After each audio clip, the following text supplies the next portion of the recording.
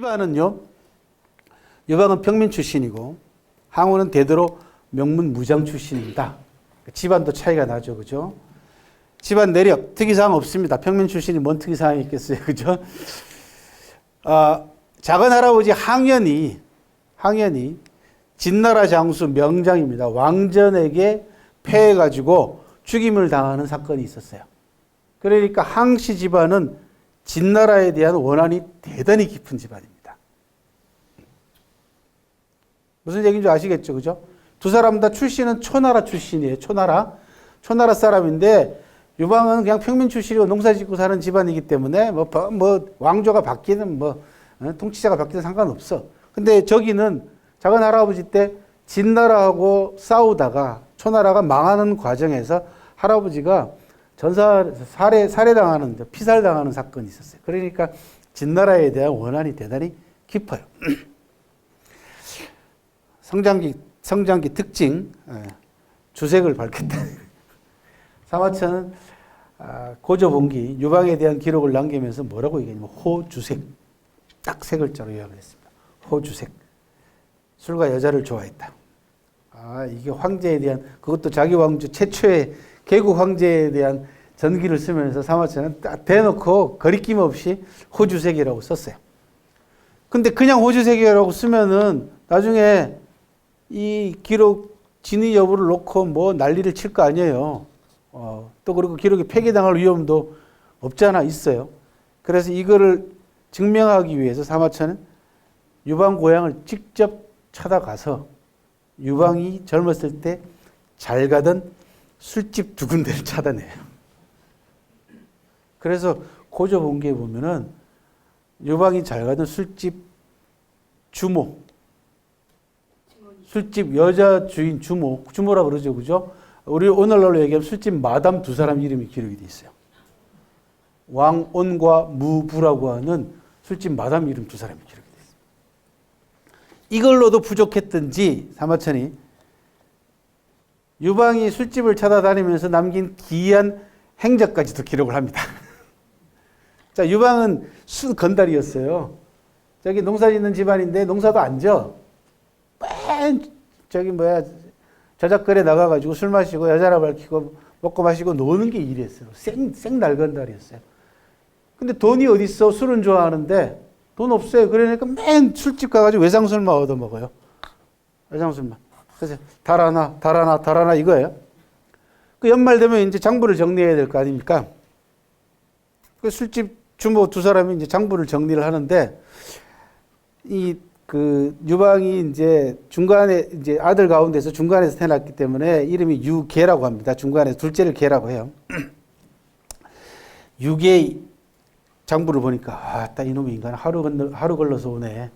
엄청 먹어치웠어요. 360일 가운데 하루 걸러서. 술집이 두 군데니까 하루는 저 집에 가, 하루는 이 집에 가는. 매일 가는 거지 뭐.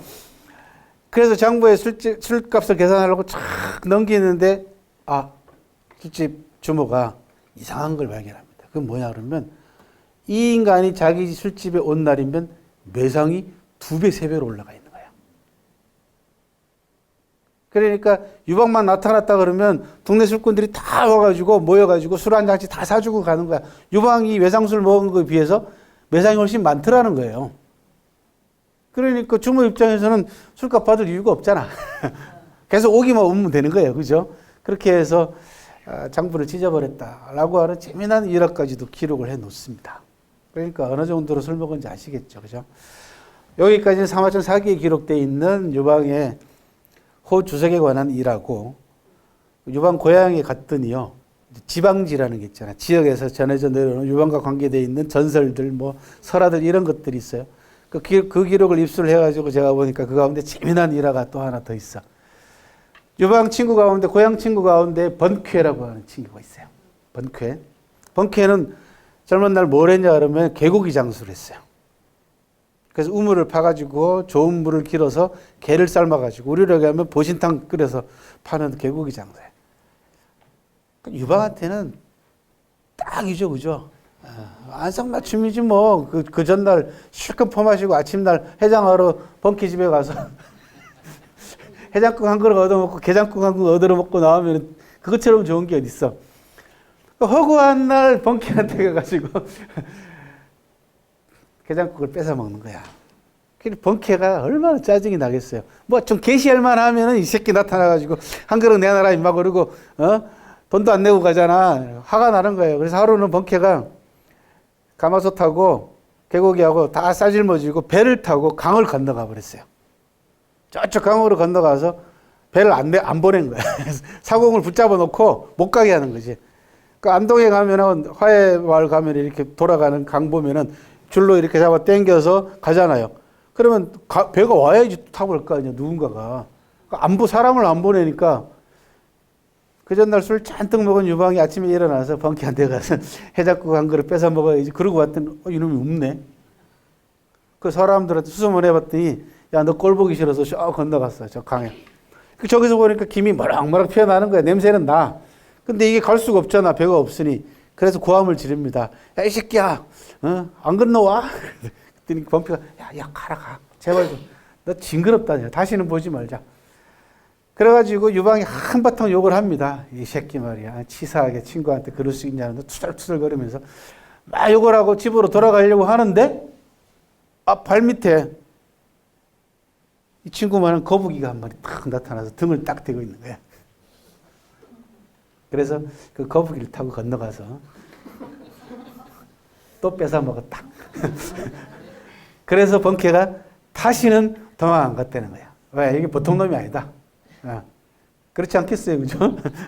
거북이가 유방 동네에는 그런 전설도 전해져 내려옵니다. 그러니까 얼마나 이 유방이 술을 좋아하고 그 술과 얽히기가 얼마나 많은지 아시겠죠, 그죠? 자, 성격. 오만하고 남을 업신여기나 도량이 크고 베풀기를 좋아함. 그 다음 항우. 힘이 남다르고 이게 이제 역발산, 기계세, 항우, 장사 그런 데서 나오는 거예요. 자만심이 강하고 시기와 질투심이 강하다. 뭐 명문 집안에서 태어났기 때문에 힘도 세고 그러니까 대단히 더더군다나 나이를 생각하세요. 그죠? 24살 때 본계하고 31가 죽어요. 그러니까 저런 성격들이 순화되고 순치되길 때까지 그런 시간도 없이 그냥 죽은 거니까 이거는 뭐 젊은 날 그대로죠. 근데 유방의 성격은 조금 달리 봐야 된다라는 게 제 해석입니다. 유방은 오만하고 남을 업신여긴다 그랬어요. 그 다음에 도량이 큰데 도량도 크고 베풀기를 잘한대. 오만하고 남을 업신여기는데도 도량이 크고 베풀기를 좋아한다. 이게 뭐의 특징인 줄 아세요? 이게 건달들 특징이에요. 건달들은 자기 주머니 뭐 없을 때도 큰 소리 뻥뻥 치잖아요. 그리고 야, 이 새끼 네가 뭐 그러고는 막 오만하고 남을 업신여겨. 지뿔도 아무것도 없으면서. 그러면 도량이 크고 베풀기를 좋아하는 건 뭐냐? 조금 주머니에 뭐 생기면은 이거 그날로 다 끝내야 돼. 그렇지 않아요? 야, 오늘 나 돈 생겼어. 이러. 다 불러 한턱 싹 쏴야 돼요. 왜? 그래야지 그 다음 날부터 또 얻어먹으니까. 이거는 전형적인 건달 성격을 저렇게 표현했다. 그러니까 사마천이 그 필치가 보통이 아니다라는 걸 저는 늘 새삼스럽게 느끼는 게 이런 겁니다. 왜? 이 사람은 그 행적 자체가 이미 48세 때부터 드러나는 행적이기 때문에 성격 자체를 유방하고 똑같이 놓고 비교할 수는 없다라는 거죠. 자, 보세요. 그죠? 48살 때 봉기하고 24살 때 한다고. 자, 주요 전투는 해화 전투가 있고, 그 다음에 항우로는 거록 전투가 있습니다. 뭐 유방은 별로 싸우질 않았기 때문에 밑에 있는 한신을 비롯한 장수들이 다 싸우지, 지는 맨날 뭐 싸우는 척만 하는 겁니다. 근데 실제로 항우는 거록 전투에서 그 유명한 파부 침주라고 하는 유명한 사자성어를 남기면서 전장에 직접 나섰던 그런 사람입니다. 이것도 나이 차이가 보여주는 대목이다. 공통된 주요 사건은 좀 이따가 말씀을 드릴게요. 진시황 행차를 목격한 사건, 그 다음에 우리가 영상으로 잠깐 봤던 홍문현, 그 다음에 이제 해화 전투가 있습니다. 이게 마지막 전투입니다. 통치 유형은 표면적으로는 맡기는 스타일로 보입니다. 유방이. 하지만 공신들의 일거수일투족을 일일이 예의주시하고 있던 그런 인물이기도 합니다. 굉장히 음험하고 굉장히 복잡한 성격의 인물이 유방이기도 합니다. 항우는 표면적으로는 자기가 직접 챙기는 것 같지만은 시기심이 많아가지고 이것도 저는 나이의 한계라고 봅니다. 생물학적 연령의 한계라고 보는데 인재들을 많이 놓쳤습니다. 그 다음 인재가는 나보다 나은 인재를 적극적으로 발탁했습니다. 이건 삼불려 이야기는 좀 이따 하도록 하고요. 항우는 자기 가시와 완벽주의 성격이 강해서 남의 공을 좀처럼 해서 인정하지 않으려고 했던 스타일이에요. 이건 집안 환경하고도 관계가 있다. 생물학적 연령의 한계하고 집안, 명문가 집안에서 태어난 집안도 영향을 미칠 수 있겠다라는 성격이 듭니다. 단순 비교로는 두 사람을 비교하기가 상당히 힘듭니다. 왜냐하면 연령 차이가 너무나. 그러니까 아들뻘이잖아요. 24살이면. 그래서 힘들긴 합니다만은 그런 점을 놓고 비교를 하자면은 항우에 주목할 수밖에 없습니다. 그죠? 24살의 나이로 천하의 모든 패권을 다 손에 움켜쥐잖아요. 홍문현을 통해 가지고 항우가 다 움켜집니다. 실제로. 유방은 저 한중이라는 곳으로 쫓겨가고 모든 공신들에 대한 분봉을 전부 다 항우가 합니다. 그래서 천하 패권이 항우 손으로 들어왔습니다. 실제로는. 그런데 그 이유가 문제였죠. 그래서 사마천이 항우를 제왕들의 기록인 봉기에다가 기록을 하지 않습니까? 항우 봉기라고. 이것 때문에 나중에 후대 보수적인 역사학자들한테 굉장히 많은 비난을 받습니다. 그래서 한서에 보면은 한나라 시대를 다루고 있는 한서란 역사책에 보면 항우를 세가도 아닌 열전으로 떨어뜨려 놓는다고요. 항우 열전으로. 자격이 없다고 본 거야. 근데 사마천은 그렇지 않다라고 보는 겁니다. 왜? 천하의 대세를 좌우한 인물이면 그 인물이 실질적으로 황제가 됐든 안 됐든 간에 상관없다는 겁니다. 그래서 봉기에 올렸단 말이죠. 이러한 깨어있는 진보적 사관은 어디로 연결되냐 그러면 유방의 와이프인 여태우를 봉기에도 올려놨잖아요. 제왕들의 기록이라고 얘기하는. 그러니까 사마천은 제왕들만 봉기에 들어간다라고 하는 원칙을 정해놓은 적이 없어요. 후대 학자들이 그 체제를 그대로 물려받으면서 봉기에는 제왕들만 들어간다라고 하는 아주 고답적이고 낡아 빠진 사고방식으로 그렇게 그 원칙을 만들었단 말이죠. 그러고 놓고 보니까 역사학의 아버지인 사마천의 해놓은 거하고는 어긋나잖아. 그러니까 어떻게 비판을 하는 겁니다. 사마천을. 원래 그래, 실력 없는 자들이 실력 있는 사람들은 원래 쉽잖아요. 그죠? 똑같아요. 시기하고 질투하는 거. 두 사람의 유언입니다. 병이 들어서 죽으려고 하니까 의사가 와가지고 자 열심히 치료하고 하면은 살 수 있습니다. 그러니까 야 이놈아 인명은 제천이다.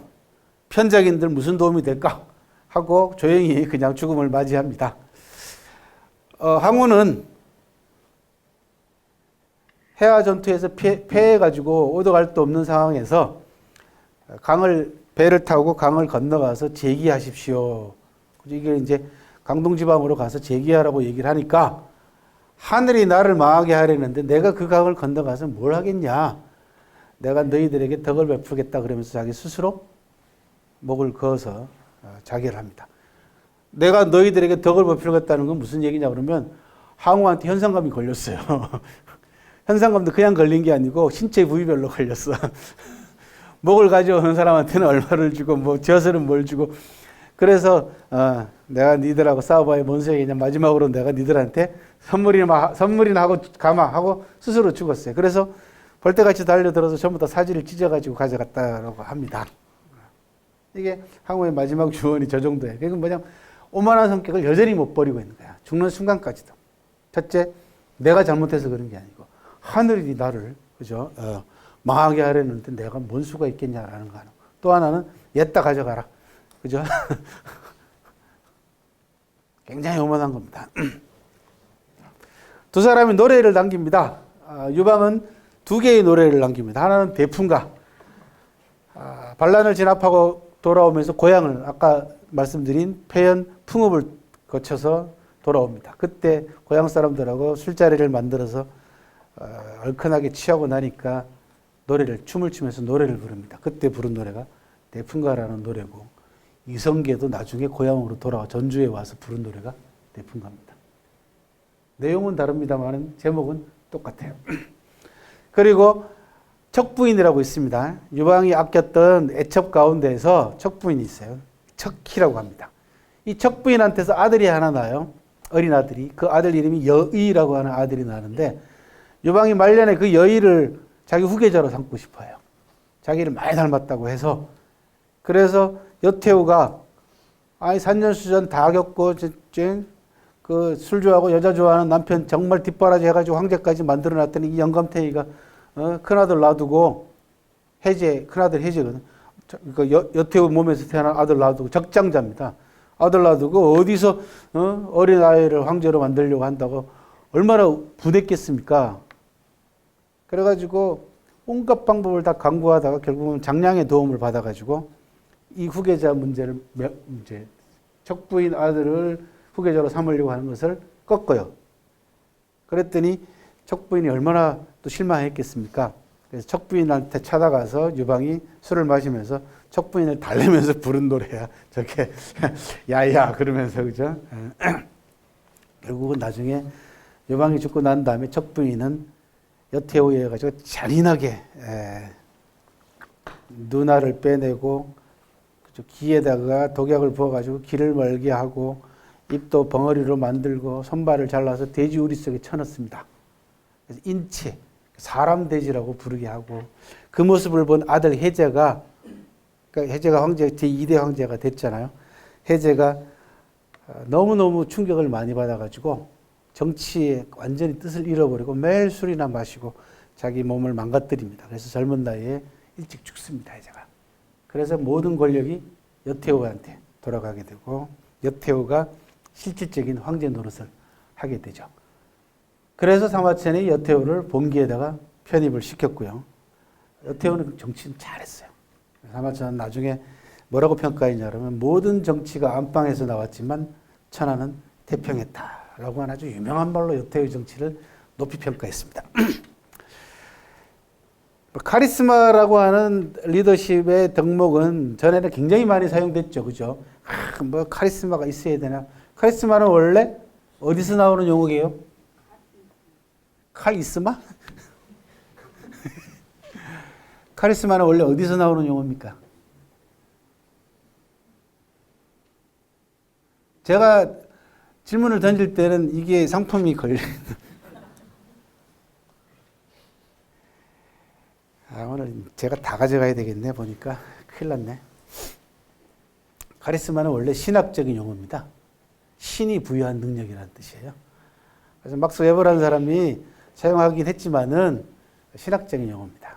그래서 사실은 쓰지 않는 게 맞는데, 그래서 대단히 어떤 상황에 있어서 큰 능력을 발휘하는, 그죠?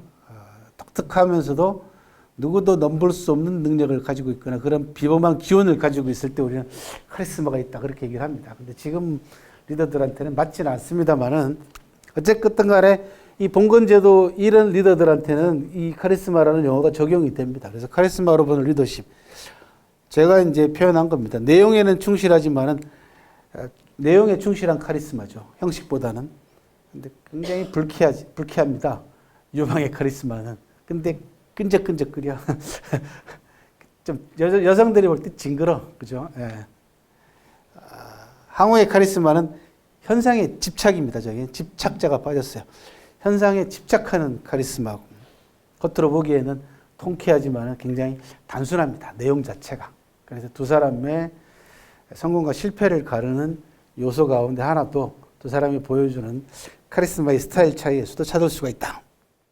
자, 좀 더 이제 한 걸음 더 들어가 보겠습니다. 유방부터 얘기를 합니다. 유방은 여러분들이 이제 아셔야 될 재미난 용어들 가운데 하나가 용안이라고 하는 단어입니다. 임금님 얼굴을 용안이라고 하죠. 그죠? 사마천이 사기에서 최초로 쓴 단어입니다. 누구한테? 유방한테 쓴 단어입니다. 이 용안이라는 단어가 나중에 제왕들의 용안을 얼굴을 가리키는 용어로 정착하게 됩니다. 원래는 보통 명사였어요. 유방이 생기기를 꼭 용의 얼굴처럼 생겼다 라고 하는 표현이 나중에 제왕들한테만 적용되는 단어로 바뀌었다. 그런 얘기죠. 아까 얘기했죠. 그죠? 어질고 베풀기 좋아하고 도량이 넓다. 생산 작업에는 관심이 없다. 술과 여자를 밝히고 기질로 이목을 끄는 사람이다. 그런 이야기입니다. 이건 좀 이따가 또 부연 설명을 할게요. 항우. 제가 이제 항우의 실패 원인을 여러 가지로 분석을 하는 과정에서 사기에 나오는 내용 가운데 항우의 공부 이야기가 나옵니다. 초반에. 그러니까 사마천 사기가 다른 역사책하고 확연하게 구별되는 가장 큰 특징 가운데 하나는 한 사람의 이야기 가운데에서 가장 이 사람의 일생에 있어서 중요한 고비가 되거나 또는 이 사람의 일생을 우리로 하여금 짐작하게 만들어주는 에피소드가 앞에 나옵니다. 그 에피소드를 읽고 이 사람이 앞으로 어떻게 될 것이다 라고 하는 이 사람의 미래와 운명을 예감하게 만들어주는 요소들이, 그걸 저는 다른 말로 뭐라고 얘기하면 헨젤과 그레텔에 나오는 빵부스러기다, 그렇게 얘기를 합니다. 느닷없이 항우는 아까 말씀드린 하상 사람이고 할아버지는 어떻고 저떻고 쭉 나오다가 어릴 때 공부 이야기가 딱 나와요. 느닷없이. 대개 우리가 한 사람의 일생을 얘기하면 고향 얘기하고 언제 태어났나 얘기하고 그다음에 나이 순서대로 쭉 벼슬은 뭐 했고 이거 나오잖아요. 그죠? 근데 사마천 사기는 거의 대부분 다 유방은 술, 아까 말씀드린 그죠? 술 주모 이야기로 나오고 항우는 공부 이야기가 나와요. 아버지가 일찍 돌아가셨기 때문에 숙부 항량 밑에서 양육을 당합니다. 그러니까 삼촌이 길러요, 항량이. 그래서 나이가 어느 정도 되자 항량이 항우에게 공부를 가르칩니다. 나이가 됐으니까 공부 좀 하라. 이 공부를 하다가 말어. 중간에 안 할란다 그래. 그랬더니 왜 그만두냐 그랬더니 이름만 쓸 줄 알면 됐지 뭘 글자를 더 많이 하냐고. 그렇게 이래요. 그래서 이번에는 그러면 검술이라도 배워봐라 해서 검술을 가르쳐요. 이 검술도 하다가 말어. 그랬더니 검술은 왜 하다가 마냐 그랬더니 한 놈만 상대할 줄 알면 됐지 뭘. 나는 만인을 상대할 수 있는 병법을 배우고 싶다. 숙부 입장에서는 이놈이 보통 놈이 아니네. 그러고는 또 병법을 가르쳤어요. 근데 그것도 끝까지 하지 않고 중간에 그만둡니다. 사마천은 저는 이 대목에서 항우의 운명을 읽어냅니다. 항우가 막판에 제기하라고 하는 사람들의 주위의 권유도 부딪히고 제기를 포기하고 자기 스스로 목숨을 끊는, 자결로 끝내는 그것이 어디로부터 비롯되는가? 저는 여기서부터 비롯됐다는 거죠. 그러니까 심하게는 저를 어떻게 비유하냐 그러면 유방하고 항우는 100번 싸워서 항우가 99번이고 한 번 집니다. 그 한 번 진 게 마지막이야.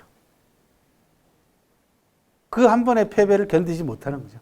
뭐든지 끝내지 못하는 이 어린 항우의 공부하는 습관, 이게 결과적으로 항우의 운명을 결정하지 않았냐라는 생각이 들어요. 공부하는 사람들 잘 들어두세요. 웬만하면 끝장을 보세요. 그 대신 좋아하는 걸 하세요. 여기 학부모님들한테 강력하게 제가 권해드립니다. 그 열 몇 개 되는 과목 그거 다 잘하라고 윽박 지르시지 말고 그거 어떻게 다 잘해. 제발 부탁인데 공부만 잘하는 놈은 기르지 마십시오. 네. 하나를 해도 제대로 잘하는 사람으로 길러야 됩니다. 그리고 제가 책에도 그런 얘기 했습니다. 일찍 피어서 일찍 지는 꽃보다 더디게 피더라도 오래 피어있는 꽃으로 만들어라. 아까 두 사람이 공통된 사건이 있다고 말씀드렸잖아요. 그죠? 그게 뭐냐 그러면 두 사람 다 모두 진시황 행차를 구경을 합니다. 진시황이 살아있을 때 진시황 행차는 그 당시로 어마어마한 볼거리였어요. 진시황은 한번 행차했다 그러면 진시황이 제국을 통일하고 난 다음에 통일제국을 만들고 난 다음에 가장 역점을 뒀던 게 뭐냐 그러면 길닦기입니다. 도로를 닦는 거였어요. 그래서 5종류의 도로를 닦고요, 진시황이. 그래서 고속도로, 국도, 그 다음에 군사 전용도로, 심지어 황제 전용도로도 있어요. 그리고 한번 진시황은 39의 천하를 통일한 다음에 50세에 세상을 떠납니다. 그러니까 11년 제위하는 동안 천하순시를 5차례 합니다.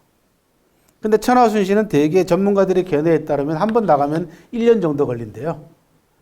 한 바퀴 돌아다니는데, 그러면 나가기 전에 준비해야 되고, 그죠? 갔다 와가지고 보고서 쓰고 뭐 이런 거 다 하면은 11년 제위 동안 5번 나갔다는 얘기는 거의 바깥에 나가서 살았다는 얘기잖아.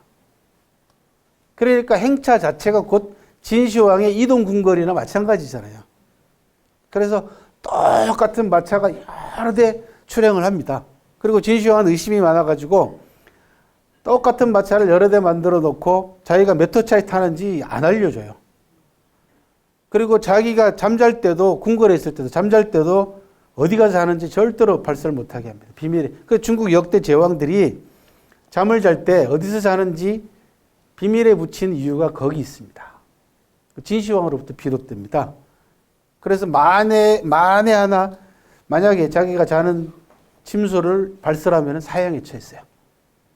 이 행차 때 똑같은 마차를 여러 대 끌고 나간 건 처음부터 그랬는지 아니면은 나중에 그랬는지는 알 수는 없지만은 무슨 사건이 있었냐 그러면은 진시황이 43살 때인가 42살 때 천하가 39에 통일했으니까요. 통일하고 몇 년 뒤에 장량 아시죠? 좀 있으면 장량이 나오는데 장량이 자기 집안 재산을 다 털어가지고 창의 역사라고 하는 킬러, 테러리스트를 사가지고 진시황을 암살하려고 하는 사건이 있어요. 방랑사라고 하는 곳에 숨어 있다가 진시황이 행차하는 걸 보고 진시황이 탄 마차를 향해서 철퇴를 휘둘러서 박살을 해요. 오늘날 여기 박격포를 쏴버린 거야. 그래서 성공을 합니다. 완전 박살내서 그 안에 있는 사람 다 죽였어요. 근데 진시황이 안 탔어요. 그 마차에 안 탄 거야. 그러니까 진시황이 그 정도로 의심이 많은 겁니다. 똑같은 마차를 여러 대 만들어가지고 내가 몇 호 차에 탈지 얘기도 안 하고 처음에 1호차 탄다 그랬다가 나중에 막상 출발할 때는 2호차 타거나 3호차 탄 거예요. 쉽게 얘기하면. 장량도 온갖 방법을 통해가지고 온갖 정보를 통해서 호수를 알아내긴 했습니다만 결과적으로 틀린 거야. 그 정도로 진시황의 행차가 사람들이 주목 구경거리였거든. 두 사람이 진시황 행차를 각기 다른 장소에서 본 적이 있습니다. 이 대목도 각각 두 사람의 전기의 앞대목에 기록을 해놨어요. 이것도 참 빵부스러기 가운데서도 절묘한 빵부스러기입니다. 이것도 두 사람의 리더십의 차이와 두 사람의 성공과 실패를 어느 정도 짐작하게 만들어주는 중요한 단서다. 실마리다. 자, 위아래 각각 두 사람이 남긴 진시황 행차를 보고 보인 반응입니다. 자, 위는 누구?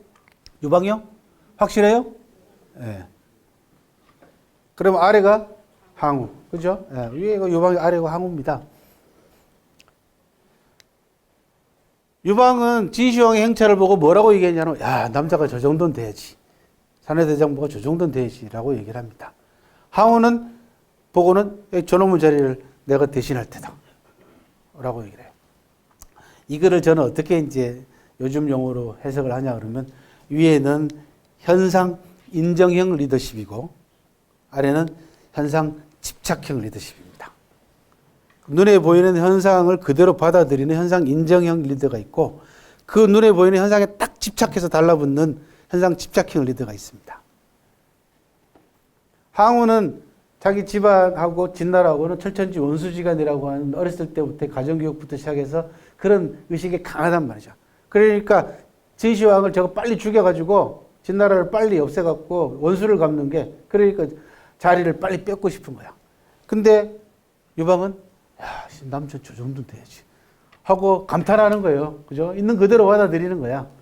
이게 결과적으로 나중에 큰 일을 자기가 맡았을 때 리더십 발휘의 결정적인 차이점, 분기점이 저기서 일어나는 겁니다. 왜? 현상을 인정하게 되면 문제가 발생하면 그 현상을 해결하려고 합니다. 그죠? 어떤 문제가 발생했을 때 문제를 해결하지 못하는 리더는 현상에 집착하거나 현상을 부정하는 리더죠. 되게 현상에 집착하는 리더가 다음에 현상을 부정합니다. 아니야, 그럴 리가 없어. 그거 아니야, 임마. 그거는 끝까지 현상을 부정해요. 드러나는 현상조차도. 근데 현상을 인정하게 되면, 그래? 그렇게 심각해? 그러면 어떻게 하면 돼? 라고 해결을 찾아간단 말이에요. 이게 두 사람의 리더십의 또 차이이기도 합니다. 이 장면을 사마천이 앞부분에다 배치를 해놨어요. 그래서, 야, 또 하나의 빵부스러기. 그죠? 그러면 막 사마천 사기를 막 읽고 싶어지죠? 야, 나도 빵부스러기 쳐다봐야지. 근데 대부분 다 주무시더라고요. 읽다가. 자, 아까 말씀드린 대로 유방의 가장 큰 특징은 뭐냐? 저작거리. 그죠? 예. 왜? 평민 출신인데도 술 좋아하고 여자 좋아합니다. 그래서 늘 저작거리 나와서 놀아요. 그리고는 친구들이 많아. 아까 얘기했잖아요. 다 와서 술 사주고 가는 거. 유방만 나타나면, 야, 유기에 떴대. 어느 주막이야? 글로 쫙 몰려가는 거예요. 그러면 한마디씩 얘기 듣고 술 한 잔씩 내고 가는 거잖아. 그리고는 자기들도 한마디씩 하잖아. 그러면은 민심과 세태를 자기도 모르게 들을 수밖에 없죠. 세상 돌아가는 이야기를 들을 수밖에 없다는 거죠. 그래서 신분과 직업을 초월한 우정들을 나눕니다. 그런 걸 뭐라고 얘기합니까? 작당한다고 그러죠. 그죠? 이 작당하는 사이가 나중에 일이 발생하게 되면 뭐가 됩니까? 모의하는 거야. 그래서 작당 모의한다고 합니다. 예. 번케와의 일화는 아까 말씀을 드렸어요. 그죠? 이 사람들이 나중에 든든한 인맥이 됩니다. 이 동양 출신의 술친구들이 거의 대부분 다 술친구들이었어요. 그 가운데 소와 같은 인물은 술친구가 아니라 술 먹고 사고 치면은 뒤수습해주는 친구였어요. 그게 소화가 나중에 뭐합니까? 한나라 최초의 재상이 된다는 거예요. 승상이 됩니다. 이게 유방 고향인 강소성 폐연 가면은 유방의 사당이 있습니다. 유방 조상들의 사당이 이제 원사당이라고 일하는데 원묘라고 합니다. 한자로는. 원사당에 가면 걸려있는 팻말에 동양 출신의 공신들이 같은 고향 출신으로서 유방을 도와가지고 한나라를 개국하는데 큰 공을 세운 같은 고향 출신들이 공신들이 있나 이게? 왼쪽이 이름이에요. 그죠? 왼쪽 이름. 여기 있는 사람 숫자만 40명 정도 가까이 돼요. 실제로 전문적인 분석에 따르면은 한 100여 명 이상이 같은 고향 출신의 공신들이었다라고 얘기를 합니다. 이게 잘못 활용하게 되면은 이 공신들이 나중에 한 정권을 유지하는데 걸림돌이 됩니다. 그죠? 왕권을 제약하는 걸림돌이 돼요. 그런데 재밌게도 이 공신들이 상호 견제와 또는 상호 보완 역할을 서로 함으로써 그리고 여태우 시기를 거쳐서 다시 유씨가 황제권을 회복하는 과정에서 공신들이 다 숙청당합니다. 이렇게. 특히 개국 공신들이. 그렇게 해서 황제의 권한을 강화시키는 쪽으로 작용을 합니다. 실제로. 그리고 황제의 권한을 강화시키는 쪽으로 작용하는 인물들 가운데는 잘 아시는 진평 같은 인물들이 나와가지고 다 역할을 합니다. 그렇게 해서 한나라 왕조가 200년 넘어가게 만드는데 큰 역할을 담당을 했던 것 또한 개국 공신들이고 유방 동양 출신들이 많더라. 유방의 리더십에서 주목되는 가장 큰 특징 가운데 하나는 이겁니다. 때와 장소에 따라서 자기 자신을 확실하게 드러낼 수 있어야 된다.